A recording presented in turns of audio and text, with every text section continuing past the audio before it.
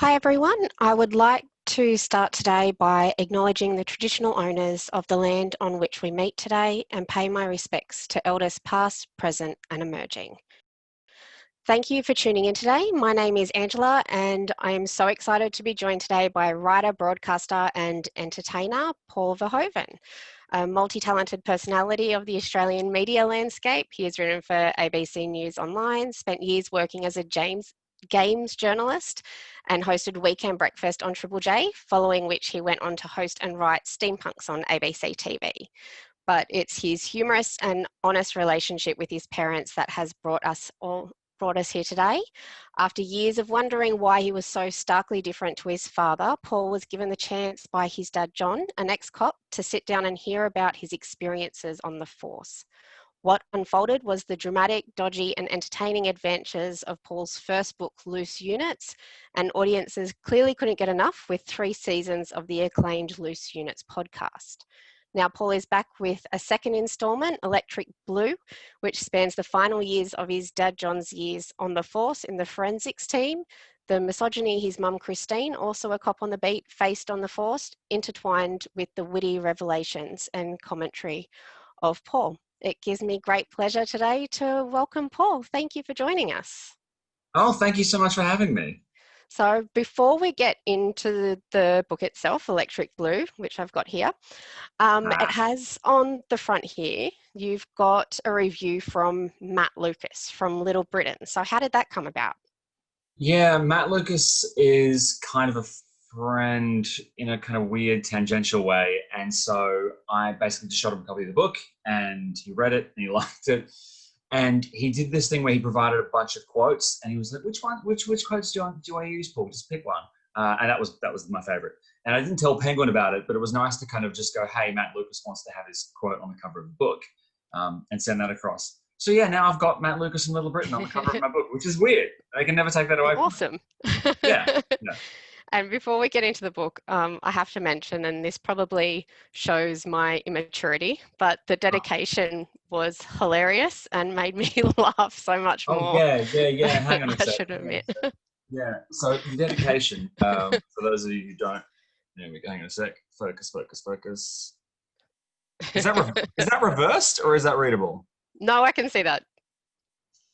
Look, I know Borat's a very old hat, but it was nice. I mean, honestly, sincerity, whatever, sincerity. I mean, I just thought it'd be funny. I mean, it is ostensibly a comedy, and one of the best ways to deal with really traumatic stuff is just to throw jokes on top of it and just sort of, bamboozle your way out of grief. So I thought I'd, chuck a really dumb Borat joke as the dedication. Well, it became timely because there's another Borat film now. So Very true. It's very true. So jumping into the book, had you always wanted to be an author, or was it only once your dad offered to talk about his time as a cop and explore your differences and relationship you thought that it needed to be put on paper and shared? Yeah, I always wanted to be a writer. I always wanted to be an author. I kind of spent like decades just scrabbling away as a freelance journalist, doing just random writing jobs. But I always liked fiction. And I was down at Penguin pitching a book, which was a big deal, like going down to Penguin offices and sitting in this aircraft hangar-sized building, just surrounded by Penguin books and huge bookshelves. And it was like Willy Wonka's chocolate factory for books. It was amazing. And I pitched a whole bunch of fiction ideas. And then I basically just, I'd been thinking about the idea of a Princess Bride style book based on my dad's, cases when he was a cop for, I think, about a year before that. And I hadn't really written anything formal up. So I just sort of pitched it on the spot. And then they called me 4 days later and offered me a book deal for that book. But I hadn't actually asked Dad yet. So I kind of went like, hey, listen, I've kind of gotten approval to write a book. And he's like, that's great, mate. That's really great. Well, what's it about? And I go, it's kind of about you. Like, can we do this? And then he said this horrible thing. He's like, there's just not enough cases. There's not enough stories. No, I'm sorry, but there's not enough. And then sure enough, after a few hours of sitting down with Dad and kind of getting him to talk, it just sort of started unraveling out of him. And before I knew it, I was writing a book, which is something I'd always wanted to do. But it just was not the book I thought I would write. I thought I'd be writing fantasy or sci-fi or something really, like high concept. And again, like I said, fiction. But what's nice about these books is they are they're partly fiction. Like they are my sensationalized retellings of Dad's stories. So I get to kind of take a bit of the stuff I always wanted to write and build it around the kind of bones of stuff that actually did happen. So it's a nice compromise. It's funny that you mentioned The Princess Bride because I actually thought of that film as I was reading the book, because you jump between past and present as you're telling your parents' stories. And you mention you do this at the start of the book because of your ADHD, but you also Yes. mention later on that you studied film at uni. So my question is, do you think well-known movies for breaking through the fourth wall or having stories within stories influenced your writing style? 100%, like 100%. I mean, like honestly, TV and film is my jam. Like I wanted to be a filmmaker as well, and I think one of the things I've really tried to do in the books, especially Electric Blue, is be very visual. I grew up reading a whole bunch of detective stories, and one of the things I liked about Raymond Chandler and Dashiell Hammett is that they just have characters walk into rooms and describe every single object in the room, which is great because a detective should be paying attention to things, but also it gives you as a reader the time to really soak in the visuals. And um, my favorite authors are all very visual, but my favorite filmmakers really do have like really distinct visual styles. And Princess Bride, yeah, is one of those sort of first films I encountered as a kid where I was sort of surprised to find out that you can play around with time and you can break the fourth wall and you can acknowledge inside a story that there's a story being told. It's a really nice kind of device. And I tried to do that very literally in Electric Blue. I tried to really push the envelope, which has been a real gamble, but I think it's paid off. Penguins seem pretty stoked, but yeah. Yeah, I think there was a couple of other things I got from the jumping between the past and present. Mm. And one, I was wondering, was it a purposeful decision as a way to try and answer the audience's possible reactions and questions to your dad's actions? Because he was one to not really dwell on the what ifs. Yeah, I mean, partly, yes, but also I wanted Dad to see things from my point of view, which Hmm. is something that's very hard to do. It's funny, Dad has said that the books have made him feel closer to me, um, and closer than he did before I wrote the books. And whilst I don't, I mean, you shouldn't have to write books to get them published to have someone understand who you are as a person. But it's been really nice using Electric Blue and Loose Units to help people understand my dad more and help them understand me more, but also help us understand each other. Um, it's very it's very complicated and wibbly wobbly, and it's a big mess. But yeah, I don't know if that answered the question. Do you think maybe rather than the actual book itself, it was the process of writing the book that brought you together? I think it was both. I mean, honestly, the Loose Units Electric Blue thing it started as a book, and the book turned into a podcast, and the podcast turned into live shows, and then the live shows and the podcast combined to turn it into another book, and now there's a production company who bought the rights to make it into a TV show, and it's just sort of it's all part of the same thing because yeah, the common ingredient is me and Dad sitting down, talking and interacting, right? So logically speaking, either the more we do it, our interactions and therefore the material we, like that gets made is either going to get better or worse. And I think to our surprise, it's sort of getting better and better. So yeah, I don't think it's just the book. The process of writing is the Dad does not get involved in that at all. He tells the stories and then I record them. And then I go off and come back a year later and he didn't get to read the book until it was published. Like he had literally no idea what was in the book. And what's interesting about Electric Blue is the cases in it, most of them anyway, were actually told by Dad to me on the podcast. So if you're a fan of the podcast, you know those cases already. Like you know the kind of broad strokes of what's happening, but you don't know the book version. And yeah, I think it's the podcast that has made us closer than the book, honestly. The book is sort of me going away, cooking a really elaborate dish, and then 6 months later coming and putting it in front of Dad out of ingredients that he gave me. And it's unrecognizable in some ways, but delicious. I hope that metaphor works for you.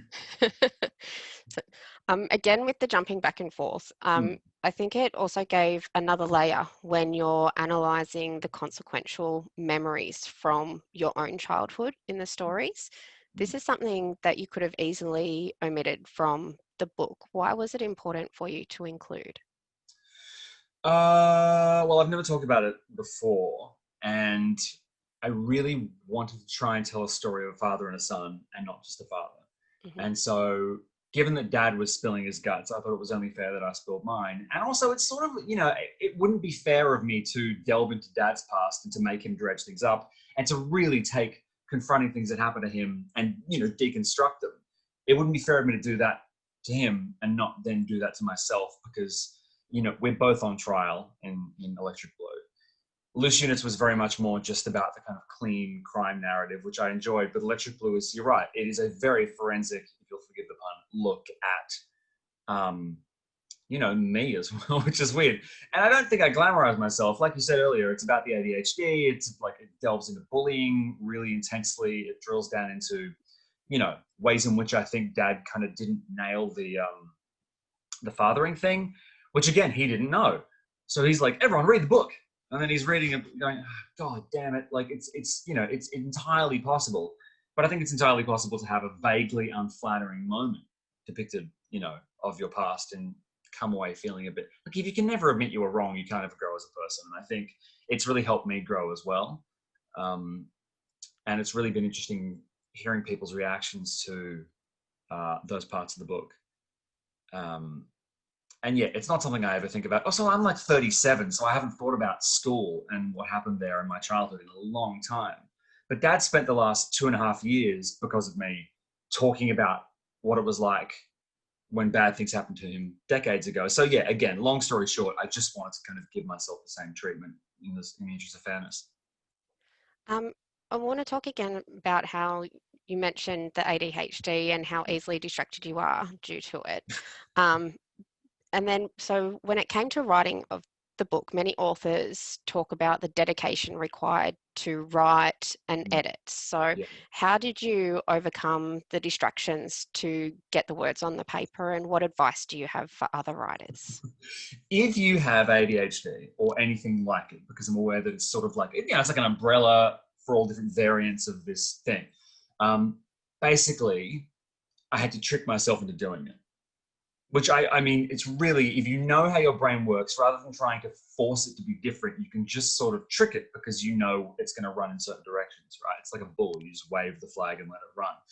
So part of ADHD, there's a thing called hyperfocus, where you can't pay attention to anything because you're easily distracted, talking way too fast, as you now know. And then your brain just sort of fixates on a thing. Maybe it's a pop cultural property like it's Star Wars, or maybe it's a series of books, or maybe it's cooking. Maybe suddenly you're like, I'm going to get really good at Italian cooking. And it can last for a few months, few weeks, few days, few years, but it's a laser beam focus and everything else gets thrown aside. So I had to find a way to trick myself into being obsessed with the process of writing this book specifically. Otherwise, it just wasn't going to get written in time, because Penguin, God bless them, had a really tight turnaround for this one. And so I did a thing about 100 pages shy at the end of the book, where I had an idea for a genre shift at the end.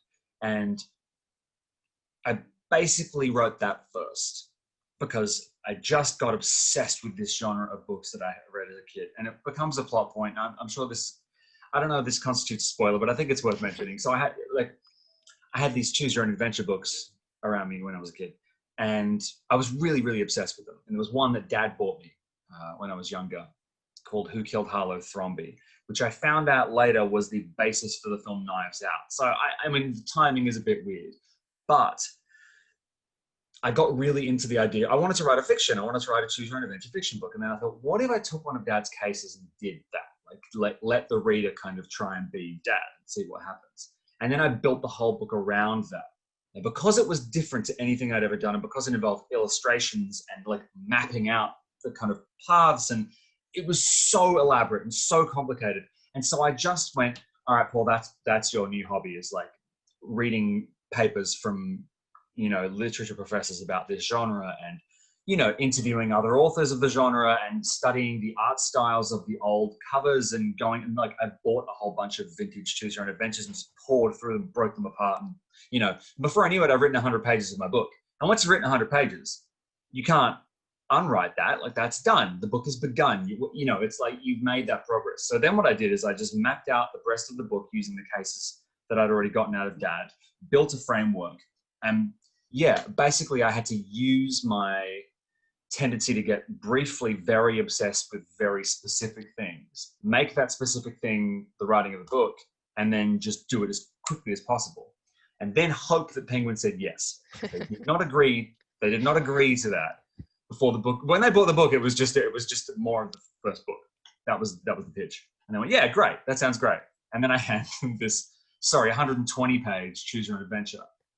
And they were so into it from day dot. They just went, all right, we're going to trust you. This looks really fun. This looks really good. And I mean, it's my favorite part of the book. I think it's my favorite thing that I've ever done, but it wouldn't work without the preceding 300 odd pages. Like it would not work. They need to be together. And the book is about choices and it's about regret. And it's about what if you could do things differently. And it's about trying to get Dad to understand my brain.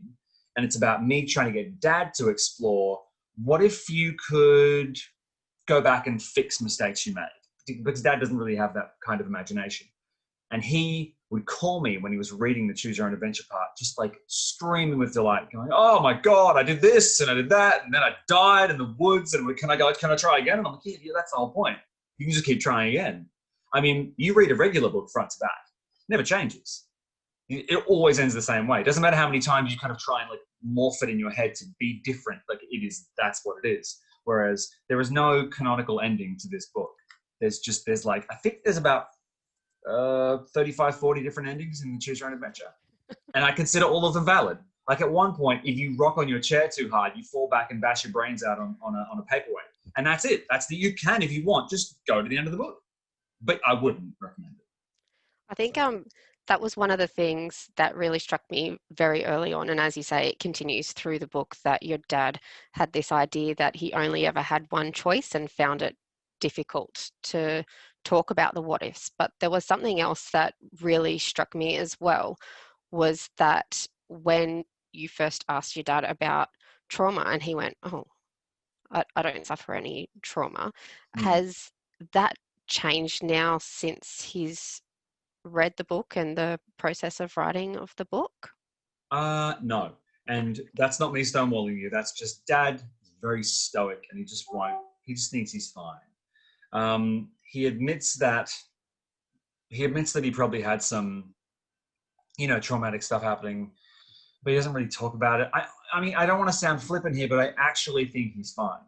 I mean that. I think he is fine in a way that is unnerving for normal people. I think some people are like sponges. They soak up every experience that they kind of come across. And if you're in the emergency services and you're very good at helping people, but every time you do it, it costs you a bit. You probably get to 50 or 60 where my dad is, and you think about talking about your experiences, and it would just seem unfathomable. But Dad sort of has a very low absorbency, I think. So he kind of experienced all these things and did these things, but for some reason he's just not fine. I think he's probably got a few minor hang-ups, I don't know how well he would fare. I mean, I remember he told me there was a motorcycle crash in Thailand, I think last year, and he was driving by the side of the road, and they saw this he described it in way too graphic detail, this horrible accident, and he said he just fell to pieces a little bit. He just couldn't look at it, and he couldn't deal with it, and he didn't have that same thrill of, let's go, let's solve this as he used to have.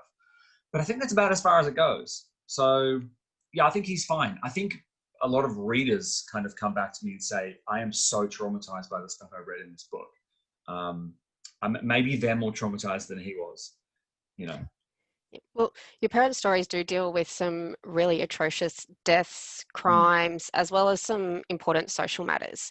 So how did you balance your writing so as not to take away from these really serious issues and confronting recollections while simultaneously keeping it heartfelt and humorous? Part of it was changing key details. That was something first of all, Penguin Legal were very adamant. Please don't get us in trouble. which was pretty easy, honestly. I changed, like, there's key characters' names are changed. Some characters in the book do not exist in real life. I created characters specifically to run interference, because you can't say, well, it gives anything I could do to give people involved in these cases a sheen of protection, and a sheen of, like, deniability, because there's a few cases in there that are on public record. I don't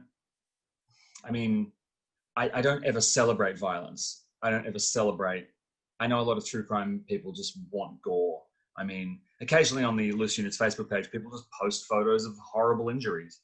Oh, check it out. But for me, true crime isn't about sort of trying to get that fix, that, like, high octane bloodiness, and just, it's about puzzles, basically. It's about solving problems. And one of the things I really tried to hammer down in the book, and one of the things Dad didn't realize at the time, but I wrote in and he agrees with, is the notion that there's a real bittersweet element to being someone who likes solving problems and likes solving puzzles and fighting crime, but hates people getting hurt. Because if you solve a really fiddly, finicky case and find the clues and figure it out, great. You get that rush, oh yeah, I did it, I figured it out. But there's still a dead person on the floor, and that's the price you pay for having a really chunky problem to sink your teeth into, is that someone had to die. Like, that's not a good feeling. And I think I tried to really talk about and deal with the kind of residual guilt Dad felt occasionally. And, we tried to really just be as respectful as possible. If I'm making jokes in the book, I'm not making them at the expense of the people who got hurt. I'm trying to, if anything, make fun of Dad and make fun of policing, and just make fun. I mean, there's a character in the book called Gray, who is Dad's mentor in forensics. Gray's not real. Gray is a complete fiction. But Gray is an amalgam of different things Dad was told, and he doesn't remember who told them to him, because there were like an array of people who taught Dad in forensics, and he just didn't remember any of them, or their role in his life, or specific things they said. But he was like, I was taught this, and I was told that, and then someone told me this. So I just took all of that and built a character, because Dad's always complained that he never had a mentor in the police force, and never had, like, a father figure that he really looked up to and admired.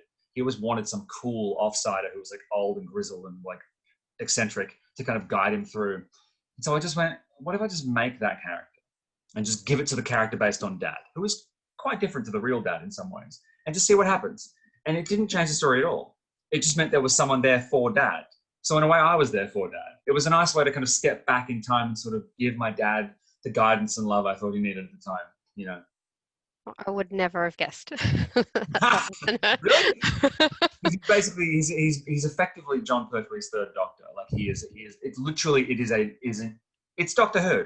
It's literally Doctor Who meets Doc Emmett Brown from Back to the Future, just flouncing around and teaching my dad in the 1980s about forensics. And occasionally people read it and call me up and go, "You idiot! This is so." Well, I don't know anything about that world, so it didn't come across obvious to me. Excellent. But talking about how you've changed things so as not to basically get your publishers in trouble, were you worried about telling any of the stories that dealt with corrupt officers or detectives, or was that not quite true as well? No, the corruption that's all real stuff. I think, yeah, I'm not worried, and I don't know why. Maybe it's because maybe it's just because I've absorbed some of Dad's residual cool guy vibe. I mean, we never name names. That's very important. We don't name names. And it was, almost 40 years ago when this was happening. And it's none of the big stuff. I mean, the only thing we refer to that is a real thing, that doesn't make sense grammatically, is the Roger Rogerson stuff. And that's referred to in the first book. And in the first book, we're very clear about the fact that Dad overheard someone saying something that they overheard. So I never kind of take the camera, if you will, and jam it in the face of police corruption and say, these are the people and this is what happened. But for anyone in the force at that time to deny that these things happened, or that these kind of things happened, would be a lie. And because we don't name anyone, and because we also present the good side of the police force, we're very, the police at their best, when the idealized version of the police, amazing. Really, really a vital service. But at their worst, they should be feared. And I tried to kind of portray both sides. And, it was interesting. Dad gave me lots of stories, and part of the writing process was curatorial. Like, I had to go, which stories belong and where do they belong? And there's some stuff that was just anecdotal or too short, or, really intense stuff that I sort of just, I just cut down on. So, yeah. So one of the other chapters I want to talk about specifically is the vans. So I understand it's there in terms of a reference how your dad internalizes his trauma, but there's also discussion there about how what happens in the chapter should never get out. So in terms of to get out to the public of what happened, did you consider leaving it out of the book? Now, which chapter is this? The The van? vans. Oh, so we had a listener reach out to the podcast and effectively point out the fact that there were kind of a spate of those that happened around the world around the same time.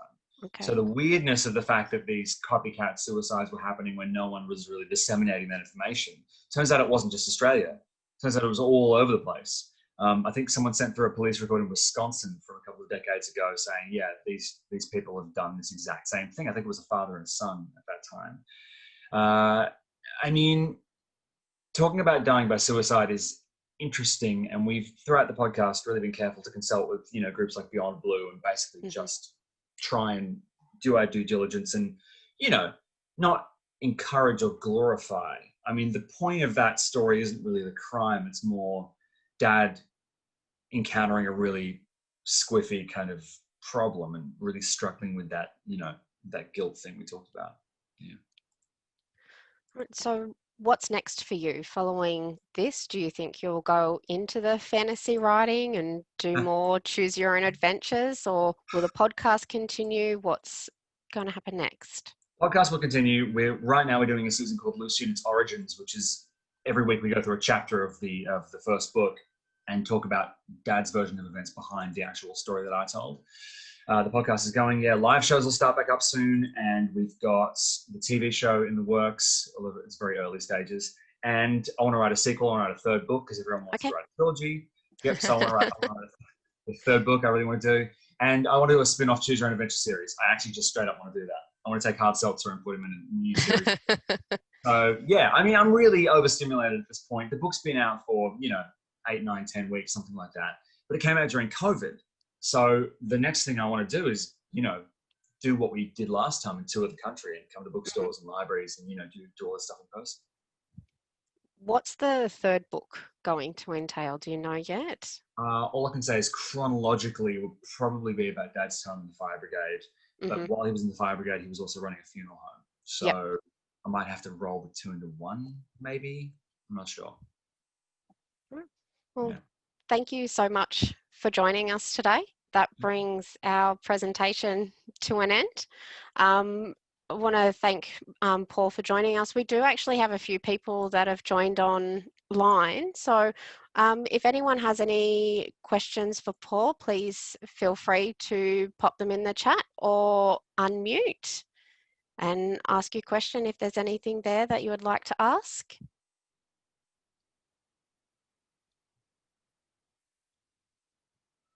A moment. No.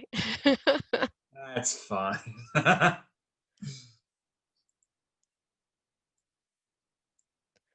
All right, well, we do have some copies of Electric Blue and Loose Units available to borrow and reserve from our branches. And we also have a few more online author and speaker events coming up over the next month. So to find out what's on, visit centralcoast.nsw.gov.au/library events or join our Facebook groups where this will also be, the recording will be published as well. So thank you again for everyone that's joined in, and a very special thank you, Paul, for joining us today from Melbourne.